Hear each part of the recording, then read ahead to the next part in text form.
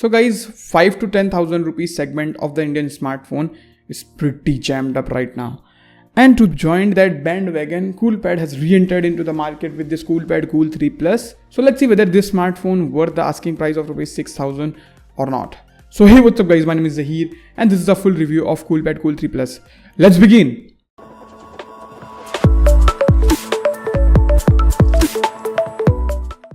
So guys, let's start the review with the build and design. So as you see, the whole phone is built with plastic. It looks a little bit cheap, but they have given this gradient type of finish to look a little bit stylish. Basically, style is very subjective, so some people like it and I personally don't like the design of this phone. Sometimes at some angles when you see it, it looks a little bit cheap in my opinion, especially the gloss. The build quality wise, it's good enough, not bad. You feel the device and it feels like a 6,000-7,000 rupees smartphone, nothing special or something like that.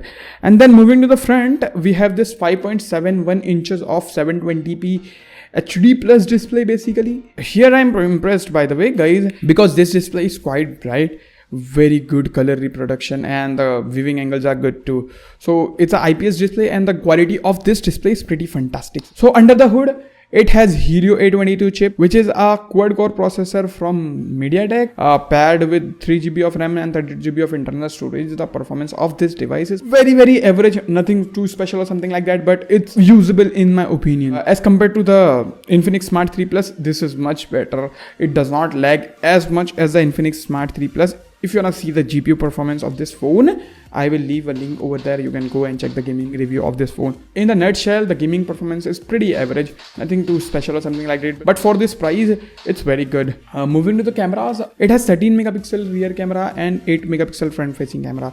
And the result from those cameras are pretty average, you know. The photos comes out from this smartphone are quite soft. Nothing extraordinary, very average looking camera. You will get what you paid for. It's nothing extraordinary or something like that. The cameras are strictly average. And here's the video performance of the rear camera. So guys, this video has been shot with the rear facing camera of the Coolpad Cool 3 Plus, and this is how it looks. And right now I'm in the studio and all the ceiling lights are on, so yeah, this is how it looks. It has 8 megapixel front facing camera and you can take some good selfies in the good lighting situation, but when we lose the light, of course it is not gonna perform that good, but it's okay in my opinion. And guys, this is a video. So guys, I'm shooting this video with the front facing camera of Coolpad Cool 3 Plus. So yeah, let me know how's the quality. By the way, all the ceiling lights are on, so yeah, this is the lighting and exposure and everything else. So let me know how's the quality. So as you saw, this was the camera, pretty average, nothing too special or something like that. Under the hood, it has 3000 mAh battery. Basically, it will last you the whole day. It's a one-day phone, that's all. They also given us 5-watt charger, seriously, but it is much faster than the Infinix one because this one takes around 2 hours 20 minutes to charge completely. So yeah, that's acceptable in my opinion. Now let's talk about the software. It's quite stock looking software. It's a good software, lots of features, but I don't think so that it's my type of thing. I don't like the software personally, but if you are gonna use it for the first time, you'll love it. So yeah, that's there. Moving to the connectivity guys, they have given us dual SIM card support. When it comes to call quality, I don't like the call quality of this device. The sound quality from the earpiece is pretty bad. It is not that loud, so cannot be able to take calls comfortably in the louder environment. So yeah, that's there. Please do mind that. And when it comes to the cellular network reception, I don't find it a very good option as compared to the that Infinix has much better reception and call quality, but this one has pretty bad call quality in terms of my experience that I have noticed. I have noticed a lot of call drops with this phone. And moving to the sound quality, it has one speaker on the bottom and then another grill for microphone I guess, and for symmetry purpose, that's all. Let me play some video so you can properly hear the speaker. By the way, this is the microphone. Of course, it does not have low end, something like that. The audio suppression is not there.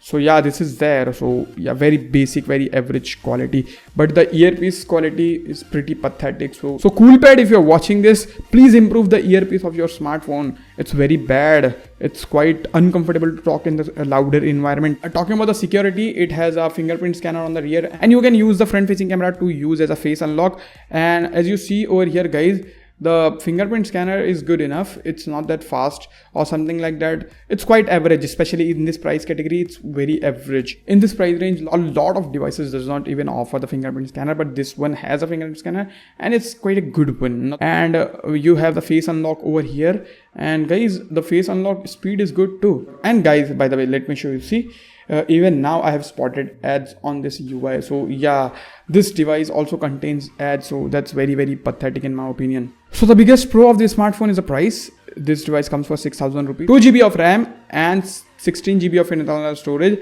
but I don't think so that is a good phone. Don't buy that one. 3 GB RAM variant, you know, it will be much more usable, and the display is fantastic, by the way, and the battery life is quite decent, not the best or something like that. But when it comes to cons, the biggest con that I found is the connectivity, and the second is earpiece. So yeah, cameras are pretty basic. So in my conclusion, guys, I have to say this smartphone is good enough. See, if you are gonna buy this smartphone for your parents or someone like elderly people for using as your first smartphone, then it's good enough. So guys, Realme 3i comes with Helio P60 processor. Just imagine. And it has a Helio A22 chipset. The performance is not that good, but if you're gonna buy this smartphone, then yeah, feel free to use my link. It will help out the channel. So yeah, thank you so much for watching. So that's all in this video, guys. I hope you do found this video helpful. If you did, and hit that like button, share this video with your friends who are looking to purchase this smartphone or any other smartphone in this price category. Thank you so much for watching this video, guys. Bye bye.